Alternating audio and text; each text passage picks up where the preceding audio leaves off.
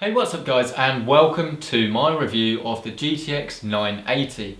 Now the GTX 980 and 970 are the new cards based on the GM204 chip from Nvidia. It's still based on the same 28nm process, however it is better than it is before from both a power and a performance perspective, so it will get better performance whilst using less power. Now the GTX 980 is a magnificent piece of kit. It uses the same metal reference cooler that we've seen before on the GTX Titan, the 780 and the 780 Ti. Of course that was originally brought in kind of back in the GTX 690 sort of day, but it's now been improved a little bit more. It's now got a backplate, and it also has a small section on the backplate that can be removed if you're running an SLI setup. As Nvidia say, this tiny section that can be removed will actually sort of increase the airflow around the card significantly. I'm not sure how true this is because it is quite a small section of the backplate, but hopefully I'll get my hands on a second card and I'll be able to test SLI and see if this actually does make a difference. Now once you've got the card plugged in, it looks absolutely beautiful. That reference design really does look very good, but it also includes the LED GeForce GTX logo that lights up whenever you plug it in. This can be customized using the GeForce Experience app if you want things like lighting effects, or just generally if you want to change the look of your lighting. Speaking of plugging it in, the power actually is only two 6-pin connectors rather than a 6-pin and an 8-pin like we've seen before, or even two 8-pins on some of the higher end cards. So this card really does use less power. It will use less than 200 watts if you're actually just going to use the card as it is, and obviously if you use SLI that will kind of scale with the amount of cards you have. So it's great to see a nice power efficient card. Now I'll talk about performance in a minute, but there are a couple of other new features that come with this card that are more software based. The first one, and the one that I think is more impressive than any of the other ones, is the fact that the built-in encoder on this card can actually render your in-game footage. So as it did before using the GeForce Experience app, you can use the ShadowPlay app to actually record your gameplay or manually record and stuff. That's how you do my casual play and should you play videos. I use the ShadowPlay app. But the thing is now, you can now do higher bit rates, you can do up to 120, but the thing that's really incredible is that you can capture 4K at 60 frames a second just from this card. Now I haven't tested it just yet, and I will be doing that fairly shortly, but I think that is pretty amazing. How much of a performance impact it will make on your game and lower your FPS remains to be seen, and like I say, I will bring you an update on that once I've done it, but the fact that this card can do it I think is mightily impressive. Now there are a couple of other things that this card can do. The first one is still on the topic of 4K, and that's that it can downscale internally rendered 4K image.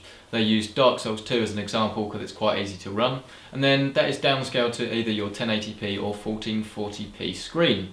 The idea behind that is, although obviously you're losing a lot of performance, you're going to gain stuff in visual quality because you've got less aliasing and things like that, and the image itself is just going to look a bit better, especially in motion. Personally, I wouldn't really turn this on unless it's an older game, just because it does render so many more pixels, it does tax your frame rate, but if you've got the spare performance then it is definitely worth doing. The other thing this card can do is all about dynamic lighting.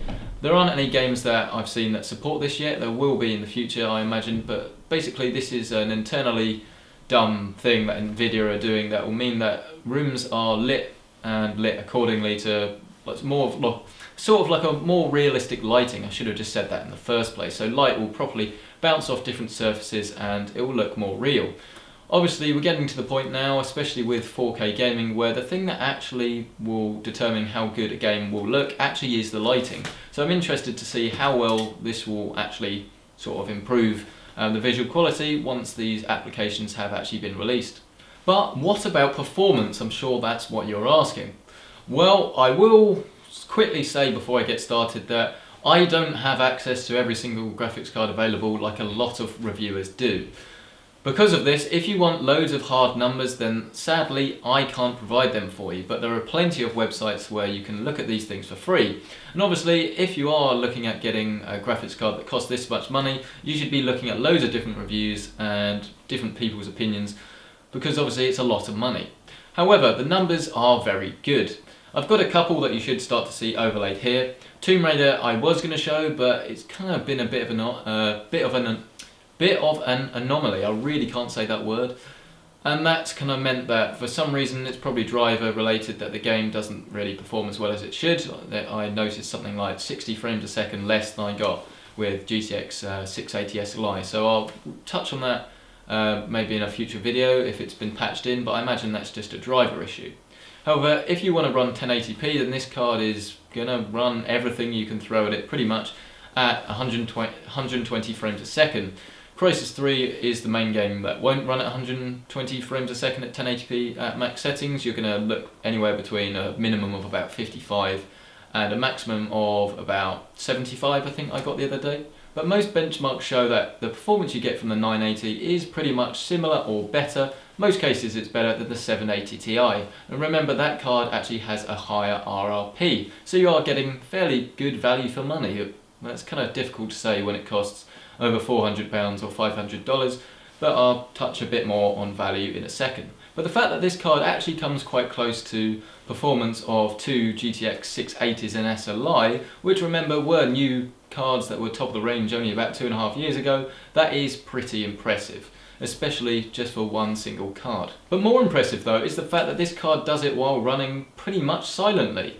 Even at full load in Crysis 3, this thing I couldn't hear it over my case fans, and my case fans aren't loud at all. Compare that to like a SLI setup that I had before, and the difference is literally night and day. Very impressive. But of course 1080p and 1440p aren't the heights of resolutions anymore. That thing belongs to 4K, and this card is built to run 4K. It's got an HDMI 2.0 on the back, 3 display ports, and a dual link DVI. The main thing there is the HDMI 2.0, which means that finally you can run 4K at 60 frames a second on 4K TVs, something I personally hope to do very soon. The card also has 4GB of VRAM, which means that running 4K isn't going to be an issue. If you want to run 3 4K in surround, then probably not. But 4GB is going to be more than you need for the foreseeable future at running games at 4K. But while the card is built to run at 4K, you're going to need 2 or more of them to actually run ultra settings at 4K in most of the latest generation titles. Older titles is not going to be such an issue, and you'll be able to run 4K off one card. Particularly racing games like Grid Autosport, you'll be fine running 4K at max settings on one card. But for the latest titles, the things like Crysis 3 and the things that really do push graphics to the max, you're going to need 2 or more of them. So then, should you actually buy one of these cards? Well, let's start by saying that the GTX 970, which I haven't personally tested, is going to represent better value for money from performance per pound or per dollar. But if you want the best, and you want the best that runs silently, then this card is the way to go. It's available in both the reference coolers that I've got with me today, as well as the third-party coolers that some of them come pre-overclocked and some of them just have a lot better cooling. So it's worth checking out the pre-overclocked ones, but they are going to cost you more money. Personally, I'm very happy with the reference one that I've got. It's also worth noting that this is not a review sample, this is my personal card, and I am very happy with my purchase.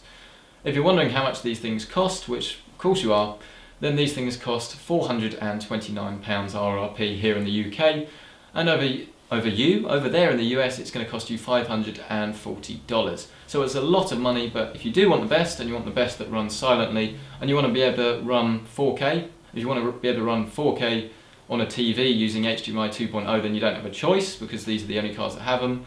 But if you are interested in this card, then I am very happy with it, and I think you will be too.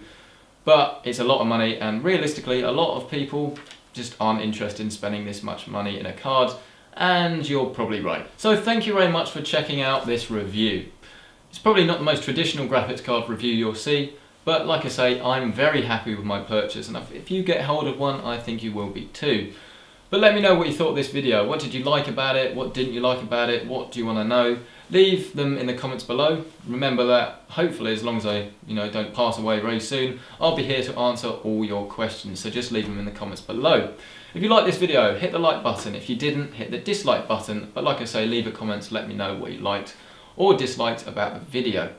There's a lot of good stuff coming up, so don't forget to subscribe to PC Centric for more videos like this and others on PCs, gaming, and technology. I have to say I'm incredibly busy at the moment, and it's actually with videos about this channel, so stick with the channel because there is a lot of content coming up, and trust me, I mean that. So once again, thank you so much for watching, and I'll see you in the next video.